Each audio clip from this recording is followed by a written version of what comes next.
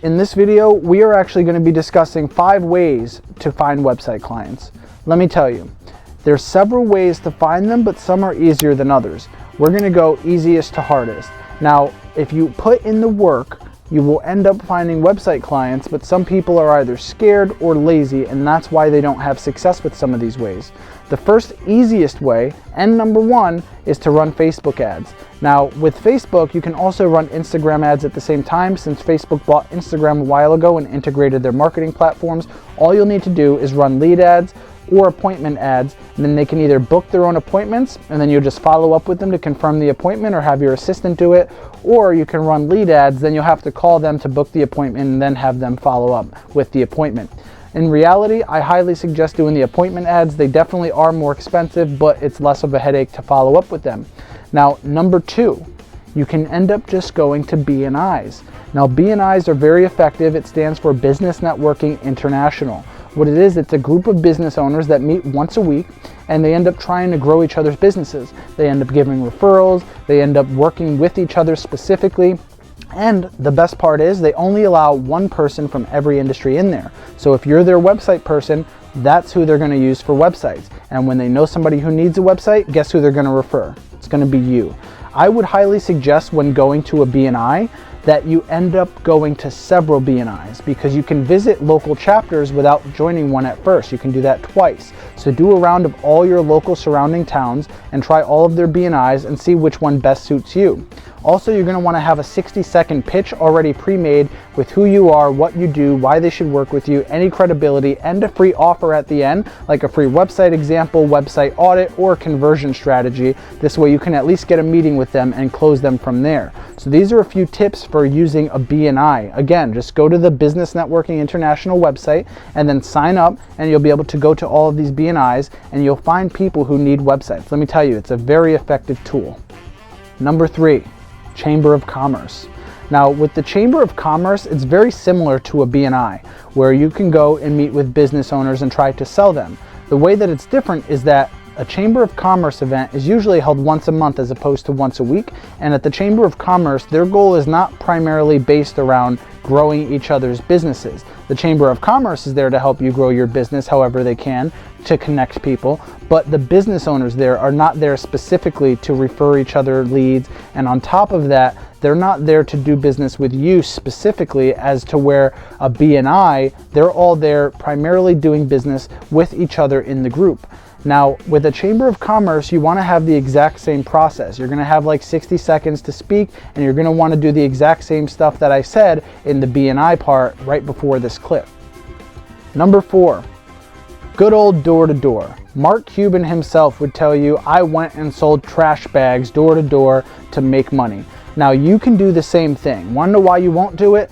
Because you're either lazy or scared or feel you're too good for it. I highly suggest that you do a mix of all of these things, because you will be successful. You can do one chamber per month, then you can go to a BNI once a week, and then you can go to door every day.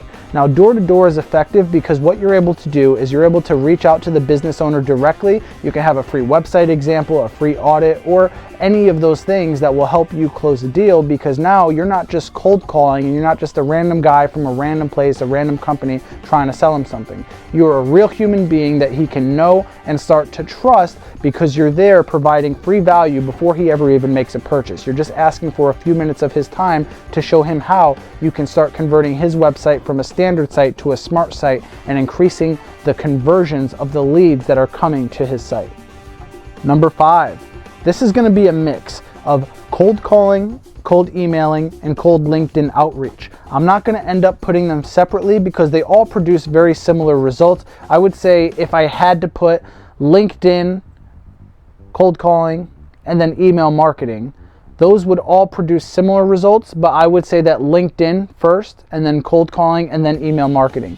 Those would probably be the order of results that you'll end up getting as far as success. So I highly suggest that you end up doing all 3 of those, but if you're only going to do one, I'd probably go with LinkedIn.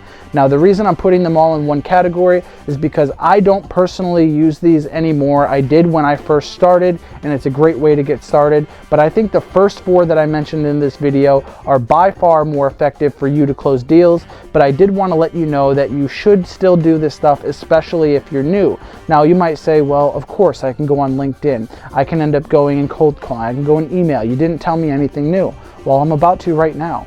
You want to have a script and you want to have your pitch locked in just like you would for a chamber or a BNI, but you also want to have your online presence in order, because if you find somebody who is interested, then what you're able to do is you're able to show them your website, other websites you've done, your whole online presence, and if it looks by far better than theirs, it's going to be a much easier sale, because only to the degree that you're sold can you sell, and on top of that, only to the degree that you have your stuff will they see you, meaning that your online reputation is basically like your in-person reputation, if not more important. So in reality, if you don't have your online reputation in order, it's like you don't have your in-person reputation in order, and you will end up losing clients because you're out here pitching a website, social media, and all this stuff, but your stuff looks like crap. So that's the value for your cold calling and outreach on LinkedIn and email. I hope you guys enjoyed this video. I hope you guys start implementing the stuff in this video, because the success you will have will depend on the work that you put in.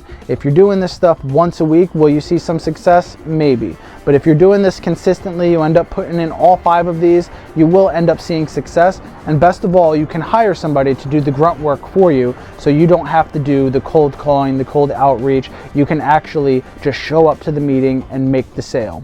I really hope you guys enjoyed this video. Be sure to like, comment, and subscribe, and let me know what you want to see next.